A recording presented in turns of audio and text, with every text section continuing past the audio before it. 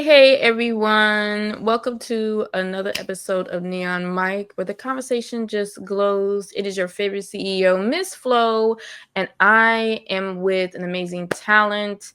Uh, if you have not heard of Roc Bottom Studios, then you guys are truly missing out. I've been looking into everything you guys have been producing, and I'm truly excited for it. With no further ado, I have Corey Rock Mhm. Bottom. Davis, thank you for coming onto the show. I appreciate it. And I love that you're repping your colors. I just peeped that.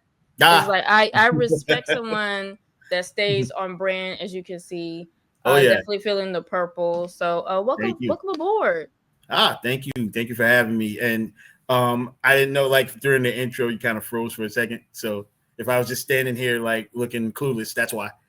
All So right, that's fine. I understand. Like the internet could be your yeah, friend, it could be your enemy at the same time. yep, But exactly. yeah, but what I want to say is like one, I'm very curious about the name because when we associate rock bottom, it usually Mhm. has a negative connotation. So I'm Right. curious why you chose that as a name for your studios. Well, in high school, I had a friend of mine, Rico, and he, for some reason, they thought I looked like Rock from the TV show. Charles S. Dutton from like back in the early 90s. So that's where rock came from. And so they just kind of, my friends just started calling me rock ever since then. And the bottom part just came from, the fact that I'm from the South. It's the bottom of the map. They made a cool pen name, and that was the birth of Rock Bottom. So That's right. You are in South Carolina. that's right. So awesome. Okay, okay. I Mm. thought for a second that you may be like the fan of like Rock Nation. Shout out to Jay-Z. I thought it Oh, was like yeah. kind of giving it that type of Right. vibe. You seem Right. like you are heavily into hip hop, and even as I'm going to show you guys his website. Is that like that hip hop music seems Mm-hmm. to gel very well with your producing. So I thought it was paying homage to that. But that's really cool. It's just Oh, like yeah. Yeah. people. I forgot about the Rock, the Yeah. The TV show. show. Yeah. Yeah, 'cause that's one of those like forgotten hidden gems that doesn't really get a Yep. lot of push. Absolutely. All right, but like one, I want to go ahead and show the website because like as a Mhm. webmaster myself, Uh, I just appreciate just look this is just the homepage and you're already showing your people like the fire like Jet Boy off the rip. And yep. again, like this is like so cool because it's like I remember Mhm. growing up with like Astro Boy, and Yes. like as soon as like I saw this, I was just Yeah, like and this. that's the cool thing. Astro Boy was definitely an influence on Jet Boy, and Mega Man and all of that stuff were influences on his suit. But we'll get into that, later. But yeah, shout out to Jibba Anderson who redesigned the website here. Um, this is like we already had like the actual cartoon footage and everything, but Jibba just came in and gave it like the aesthetic, like balanced everything out. That's all him. So, got to give him his props. Yeah, he's Yeah, yeah, because he's also. I'm this sorry, is go so cool. I'm sorry. It's just like ahead. I so it's just like so cool, and I Yeah. just like really appreciate it because a lot of times I understand like how hard it is to design a website, and then for you Mhm. guys to add this animation is just like Mhm. I'm loving it. I'm loving it. Yeah, thank you. Thank you. Yeah, Jibba is also a comic artist, creator. He has, whenever, you guys are looking for new material by Black creators, he has a comic out called The Horseman. Check that out. We're also working on getting it animated for him. So yeah, so Jibba is the one that made everything look pretty on the website. So shout out to Jibba. That's so dope. It's okay if you can tell the audience like a little bit about Jet Boy. Because I know it's like it started as as a comic book, and we're gonna like see it as an animation. So like, what should the audience look forward to, Mhm. when Jet Boy comes onto the screen? Oh man. To give a bit of backstory, Jet Boy is a story of a 10-year-old kid who works at a top secret government agency that polices alien technology. Mm. Jet Boy was born of the need for representation because I remember being a kid growing up. We had like Black Panther and Storm from X-Men and all that. We had characters that did look like us, but they were highly underused. So, and I was about maybe 10 years old when I realized this. So, to create a character that looks like me, that is 10 years old, that can be an inspiration for 10-year-olds that look like us, then that was like the driving force behind Jet Boy's creation. And it's just a love letter to young Black men that, we can be heroes and not hashtags and all that good stuff. Mm. So that was the foundation of Jet Boy. So created the comic, put out the comic for a couple years. Then I had the privilege of meeting my co-director on the animation side of it, Mike Sofo, Nigerian animator based in London, and one of my very good friends. He's one of the lead animators on the Gorillaz music videos.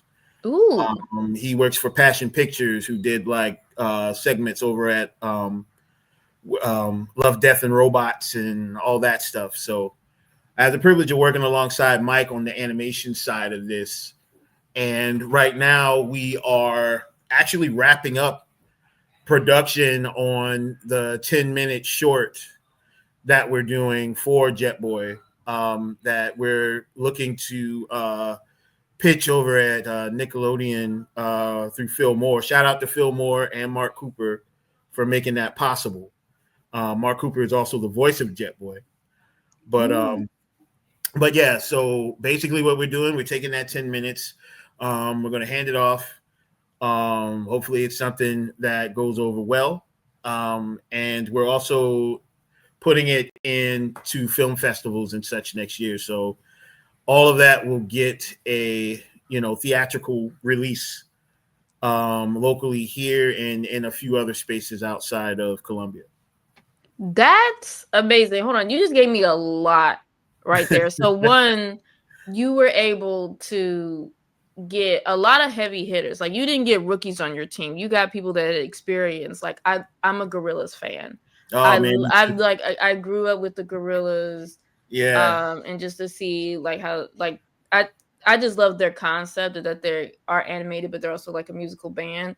yeah, I love that. Like that's super dope. And then you also have somebody, uh, and then this is a global reach too. Like it's like, Hmm. how did you manage to make these connections? Because I know some people that want to do animation. They have they have the idea, they have the stories, but they may not know where to go and to find the right people Uh-huh. to really make something happen. You know what I'm Right. saying? And it seemed like you were very fortunate enough to be connected with some veterans, like people that have like a very hefty resume, Oh yeah. and you're going to like be on Nickelodeon. Like that's the dream. So Yeah. how did that all happen? Well, starting with Mike, I had the privilege of meeting Mike back in the MySpace days. Ooh, okay. And so that I actually use as a platform to meet other artists. So when I met Mike and his animation partner Marvin, they had animation studio that they had started themselves, and we kind of hit it off once we met because they were doing animation. I didn't know anything about the technical side of animation. I was doing comic books, and it was the same deal with them, and we just kind of hit it off. So we were fast friends. But when I created Jet Boy and put the initial drawing online on MySpace, Mike saw that and Mike said, "Hey, tell me more about this character. This kind of looks like what we do for our day jobs." And I was like, "Wait a minute, what do you do for your day jobs?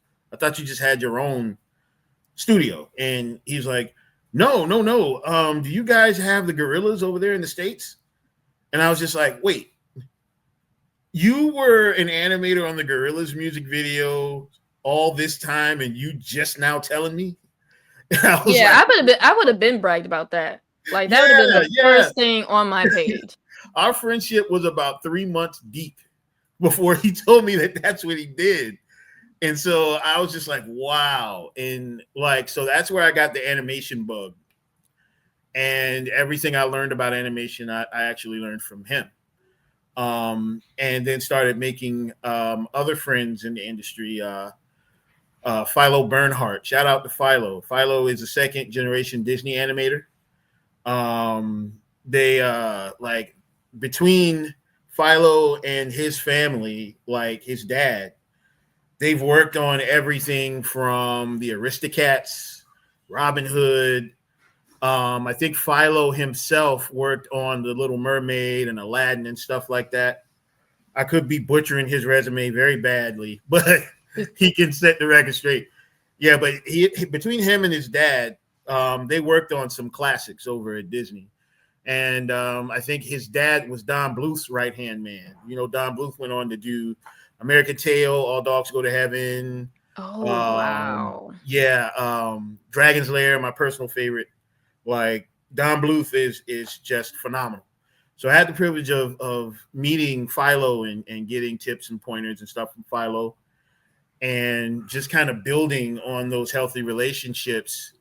And Joe Walker, who was one of my old editors, one of the first comic books I ever did was that was published was a comic called Lions Den Revolution that I did for the Underwire magazine. And I had remained friends with Joe ever since then. And Joe introduced me to Mark Cooper maybe about 8, 9 years ago going on. And so that's how I met Mark. I met Mark as a video game music person. And for those who hadn't had the privilege of seeing Mark's work, Mark does a lot of Power Rangers stuff, and he does like he's got a number of mixtapes. He just did one that was Nickelodeon inspired. So when you get a chance, check out Mark Cooper. Mark Cooper is awesome. So when I was doing the next Jet Boy animation, which is the one we're working on now, Mark suggested that we pitch it to Phil Moore, who he's close personal friends with over at Nickelodeon. And for those who don't remember Phil Moore, he used to host Nick Arcade back in the day. Wow. Yeah, Okay, so I remember. Yeah. yeah. So Phil has some ties over there. Mark had the idea of doing um, something that we can pitch to Phil. So when he talked to Phil, Phil saw liked what he saw, but he was like, "I want to polish 10 minutes," and that's what we're working on now. So we're putting that together to show off to Phil, and fingers crossed, everything everything goes well with that. And from there, Mark went on to voice Jet Boy in my last Jet Boy short that I did. He came in and did that, and we're working together now on the one that the 10-minute thing that we're pitching. So that's pretty much the history of it and what led us to this point now. So we're in post production, trying to get everything wrapped up before Christmas. So yeah, it's been a journey on this one. So Yeah, and I'm like yeah, I'm excited for it. I can't wait to see the 10 minutes the yeah, short. mhm. But the biggest lesson I got from that is that one, interrogate your friends. Yeah, Like find out what exactly to do, because ain't no way you're gonna like hide yep, that tidbit from me. Like gorillas, are you kidding me? Like that's yeah, yeah, huge. I'd be shouting that from the rooftop, for real, for real. But I yeah. understand some people are humble. Some people are like really, really humble, and you know what I That's mean. But Mike. I'm like, That's Mike. Mike has always been so humble, and he preaches the gospel of being humble um, daily. And I had the privilege of knowing him for like 20 plus years now. oh, We worked together on Jet Boy like over that whole course of time.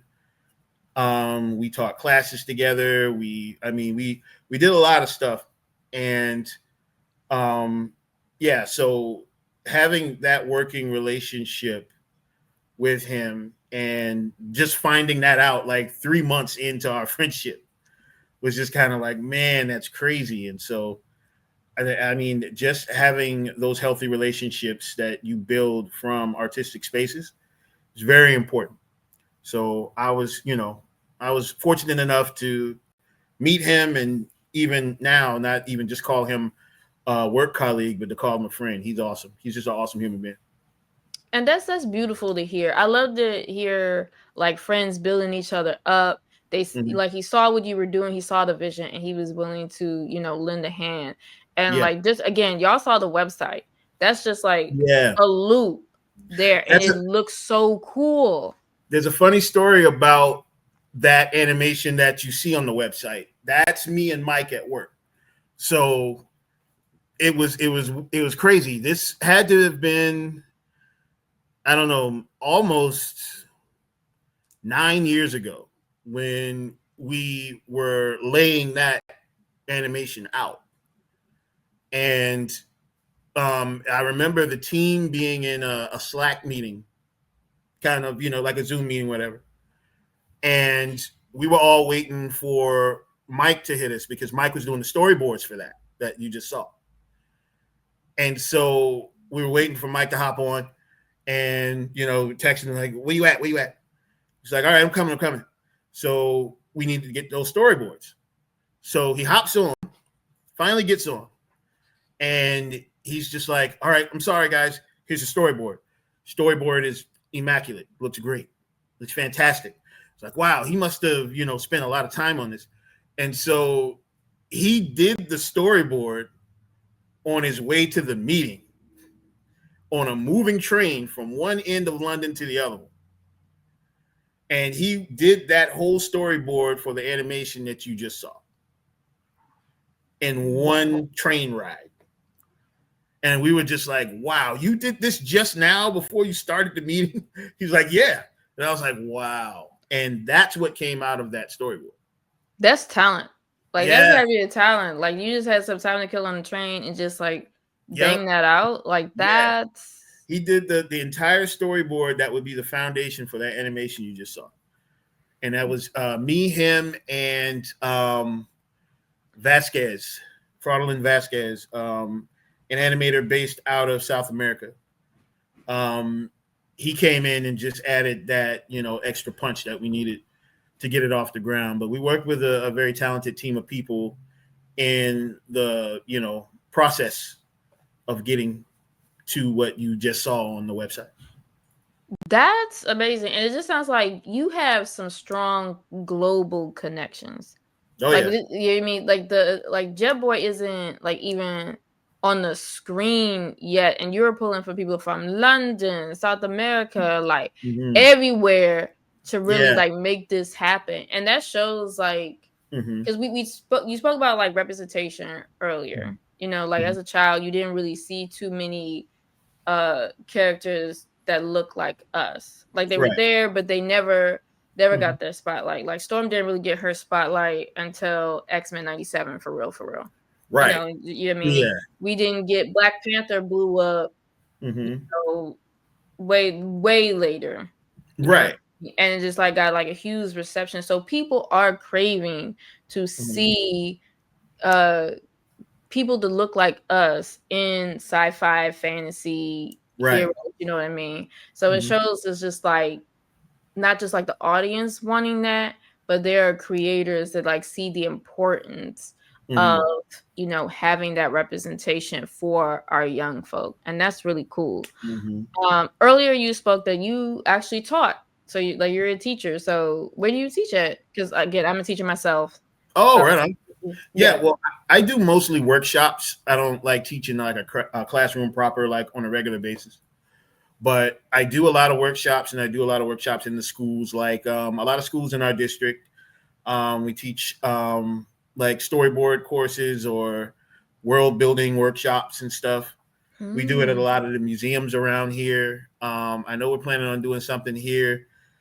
This is one of the studios that I'm a part of the collective at the where I'm at right now at Gemini Studios. Check out Gemini Studios online when you get a chance as well. We'll drop those socials and everything for you. But yeah, we I actually do like workshops at different places and different venues, um, uh, all different ages. Just teach them the magic of world building for comic books and storyboarding and the pre-production aspect of animation. So that's pretty much what I teach. When I do the workshops. All right, awesome. Do people have to pay or is it like free? How can somebody sign up if they're interested? Well, it depends on the venue, depends on what we're doing and where. Sometimes it's free. Like, of course, with the schools, it's us going into a classroom. So we're just, giving that to the kids that are, already there learning animation. And, sometimes if we're doing something at a museum, then it'll be a ticketed event and you can go buy your tickets and reserve your space. There's like a gallery that we did, um, you know, a workshop at.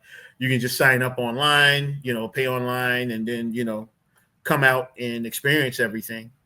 So it depends on the dynamic of where we are venue wise and all that good stuff. So it's a paid dynamic and it's a free dynamic.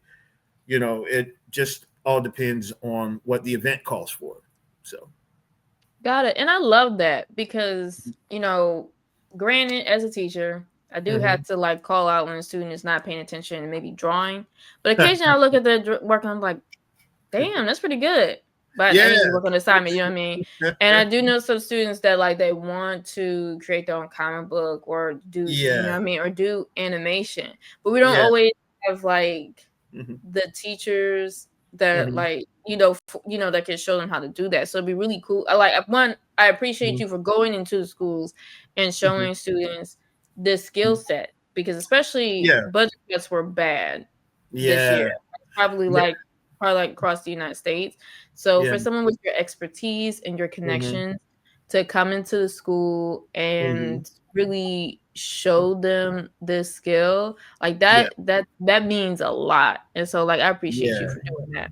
yeah, and it's awesome. We have a partnership worked out with Benedict College, which is my alma mater. Aw. Shout out to Benedict, Miss Moore, Wendell, all the guys over there. Um, I just went to their homecoming. I did a workshop with the kids there. My presence there is going to be very, very heavy, from spring going on, um, forward as long as they'll have me. We have a internship program worked out with them, and we have a comic book production house and animation studio here in Columbia. We just moved from one location. We're moving to a new one. And once we get into that new space, we want to have this internship locked down. So they'll come in and learn the ins and outs of animation. And what we'll do is not only give them a hands on experience in how to do animation and comic books, then we will then be involved in setting them up with placement after that with some of our colleagues in different cities and such. um, we'll be reaching out to them. So we got connections to Nickelodeon, Cartoon Network, HBO Max, all of those places. So we'll, either be trying to set them up for placement, or if they choose to further their education, then we're looking to, try and bring in funding and do scholarships for schools and everything. So that's another big thing that we're doing. And Benedict, like I said, that's the school that made me who I am now. So going back and giving back to that and seeing those kids, it's a bunch of talented kids out there. So yeah, so we're working with them on the internship program that we're going to start, coming this spring. So yeah, so being able to go into the classroom and help out as many as we can, especially giving back to the space that put us here. Like that space. I don't think people give Benedict enough credit for the talent that got cranked out there.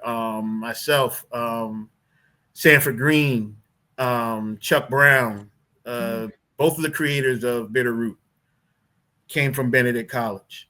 So right now we are trying to get that next generation of black artists and comic artists and animators that are coming up out of there, from the same space that we came from. So it's fun. It's going to be exciting. No, I love to hear that. And it's not like one, it's always good to hear people giving back to the community and where, they came from.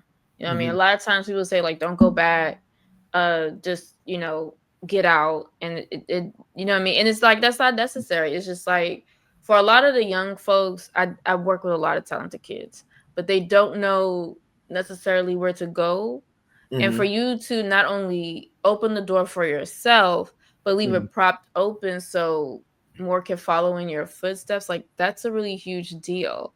You know what I Hmm. mean? Because a Yeah. lot of they don't always know how to like network or how to necessarily move to be in those spaces. And Right. that's something that we have to really push Yeah. for like our young creatives. I do it all the time. Like I'll just Yeah. like Yeah. I'll just push my students like to a random person at the con and just like Hmm. tell them what you do and what you want to do because they do want Right. to work with you. They do want to see y'all.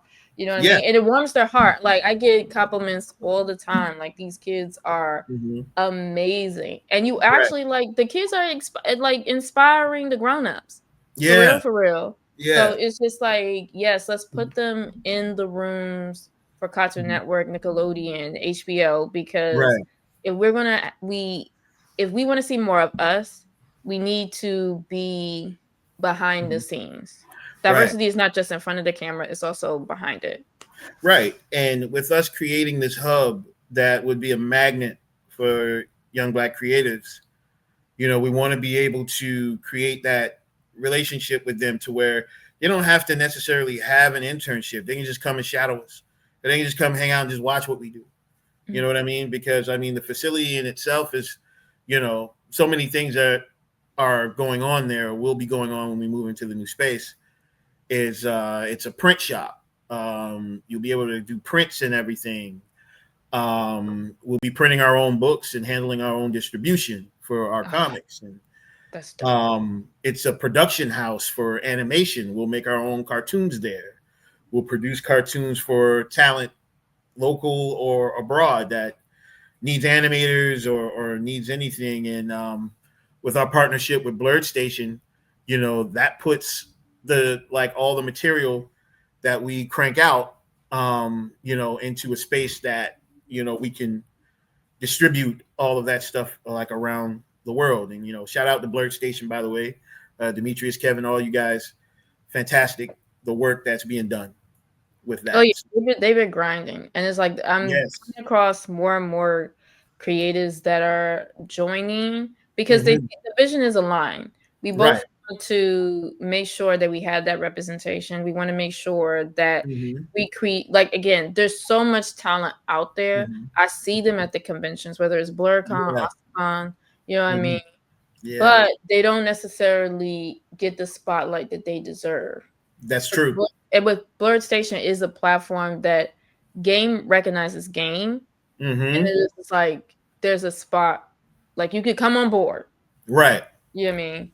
So Hmm. it's like, so how did you guys connect with Blurred? Like, how did you connect with Blurred Station? Like, how did that happen? I think that was a multi-layered thing. I know Mark Cooper knows them, or had known them before I had the pleasure of formally meeting.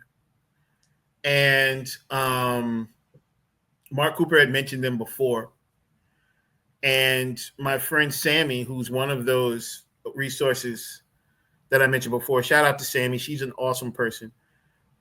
She works for a collective out of Austin, Texas called Lazu Arts, and they help young black animators and just young black artists in general, from voice actors to animators. They help them find placement. And she introduced me to Demetrius. And that's where we kind of met and just hit it off famously. So we have the same vision, and we understood the assignment and knew how to help each other. So I got to give Sammy her props for the introduction. And what we're putting together now is something that's really going to put Blurred Station on the map. And what we really want to do is have that be that breeding ground for these kids that I'm doing the internships with and the workshops with. Once they have product, they have a home there.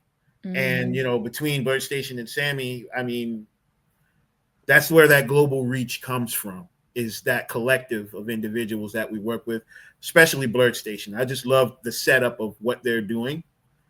And I see the magic that could come from that. I see the potential. I've seen the work that has already been put into it, Oh and the names yes. that they have attached to it, and the years of blood, sweat, and tears, and sweat equity, and all that stuff that has gone into it. You know, I'm ready to see it take off. Yeah, me too. I'm really excited for it. Mm-hmm. And then also Demetrius sells everybody. It's ridiculous. Oh Like that yeah, man is like plug. It's just like, oh yeah, I know that person. It's like, yeah. I saw him. He sent me a video. Well, he may have uploaded it on Instagram first, and then I saw it. But he was at Emojicon recently, and he was sending me videos and pictures like to my inbox of everything. I was like, "Oh man, that's dope." I hate I wasn't able to, make it. And he was out there, and he had this video of him and Dr. West, Dr. Cornell West, mhm. and they were talking and having the conversation. Like he filmed the actual pitch to Dr. West. Like we were actually in real time watching them have their conversation about Blur Station and everything that he did, and I was just like, yeah, this man is on it. Yeah. So yeah, so you could see in real time the work that he's putting into making this thing, this phenomenal thing, and we're working on some stuff together. We'll be able to talk about that soon, but we're definitely working on something that's really going to send this thing into the next level. So Oh wow. Am I going to yeah. get an exclusive or it's still got to be top secret for right now? Well, no, actually, I mean, what I can say is just piggybacking off of what we already talked about as far as having the space to create and create product, and the type of product that Blurred Station is producing and putting out for everyone. Those two things go together. But I don't really want to say too much until we get everything solidified, and that'll be within the next couple of weeks. But we are working on something from production side, and giving Blur Station to the world. Something big is about to go down. I So love just how stay you tuned. said that. I Yeah, love how you said that. It's like you're giving that Marvel energy. It's just like I can't say too much, but I'm giving you a little teaser. All right, yeah, awesome. yeah, So yeah, I'm very excited for that, and I'm so yeah. glad to have you on board because like you get it, you understand it. On top Mm-hmm, of providing the representation, you're mm-hmm, also creating lanes for a lot of young folks who otherwise mm-hmm, may not have gotten that opportunity or know where to go, and mm-hmm. that's like such a beautiful sentiment. But you're also Right. like a very like busy creator. Like Jet Mm-hmm, Boy isn't your only product. You have like mm-hmm. several titles Oh that yeah. are like that's under your company's name. So how do Mm-hmm, you manage to not only still produce your comics and the animation that you're doing, but also still have time to give back? Because being like a business owner, mm-hmm. uh it's like it's not a 9 to 5. It's Right. just like you're working Mm-hmm. like almost around the clock. So how are you managed to balance creating and giving back? I'm still learning that. Like, it's a process, man. Like I um I knew getting into this side of it, the business side of it, that it was going to take some time away from the creative side.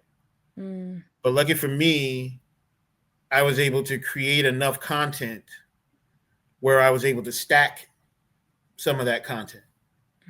I knew that working at Truthful Comics, shout out to Truthful Comics, to Alvaro Manuel, all those guys over there. And I had the privilege of working with them for the 6, 7 years that I worked with them. I was just a creation machine. So a lot of their stuff was digital, and together we worked and brought the studio their first printed comic books. Mm. Um, and for the most part, it was just online on their website. A lot of web comics that was done specifically for digital. And I did a ton of digital stuff over there that never saw print.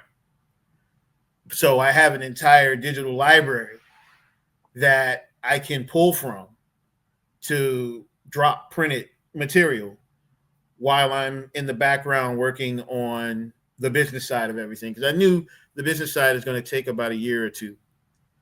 And I can create in between. And once I get everything off the ground and have everybody placed, I can go back to just being the creative side and have the business people handle all of that stuff. So I can get back to the drawing board. I'm going into about a year and a half now. So I'm looking at being back to just straight up creating probably around January, and just being back at the drawing table and everything permanently from that point. And, I'll step away from that when I'm needed. So, yeah, so it's the whole thing was just like I knew what was coming and I knew the work that was going to be asked of me. So I just stacked a whole bunch of content prior to jumping into the business side because I knew that my focus was going to be there. A lot of what I do now is animation based anyway. So, that was going to take away from me doing comic books. And then when I'm not doing the animation side, then I'm doing the business side. So finding that balance was a process. It was just like, okay, what do I have time? These three elements, the comic books, the animation, and the business side to get the, facilities and stuff up and running, keeping our business relationships going and all of that. That's going to be a layered thing. So it took me about that long, a little over a year and a half, almost 2 years to even get into that groove of understanding that, hey, while I'm doing this, I got to step away from this. So I have to be prepared for that. Mm. So it just takes a lot of preparation and understanding that, I'm still an artist at heart. But now we're moving into territory that's much bigger because we're talking ownership now. So it's Mm. not just being creative. Being creative is one thing, but the idea of ownership is something that makes your creations a lot more worthwhile. Because now that you know your worth, you know what your work is worth.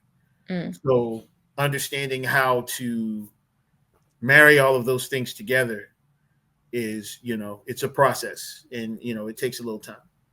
But No, like I definitely get that, and I like the way that you spent the time to. It seems like everything was well thought out. mm-hmm, You already figured that being a business owner and being on the business side of things is very time consuming.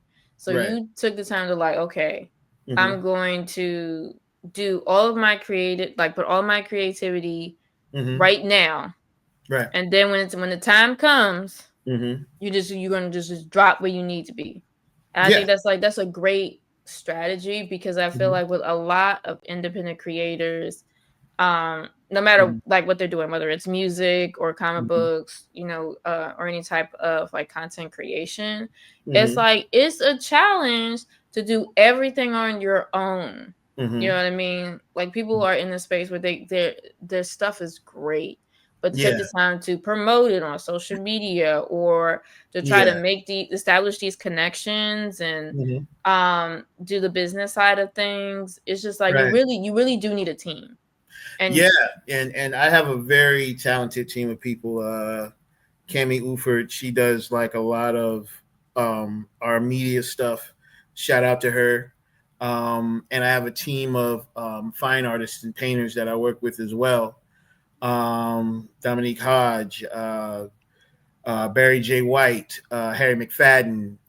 I got Eric Cochran, who was just here, by the way, just left. Heel Carmichael, who is one of my writers, Kylan Hunter, who is our head of creative. He worked for Black Sands for a while, um, and he got out of there, and now he's very talented. I got him on the team.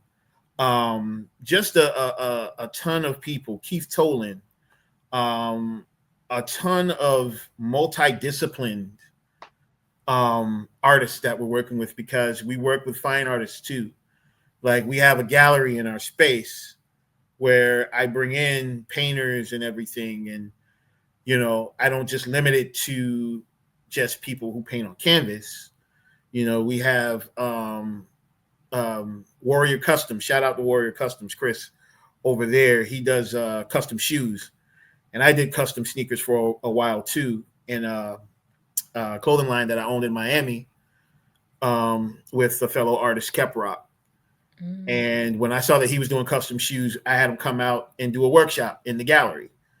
So we don't just subject ourselves to sculptures and paintings in our gallery. We do like storyboard artists, like wardrobe artists, like that all falls into the realm of art. So we have all of these different disciplined artists from different backgrounds that come out and help. And the team that I have assembled are all like representatives of each of those communities and everything. And so it's a blessing to have these brothers and sisters on our team.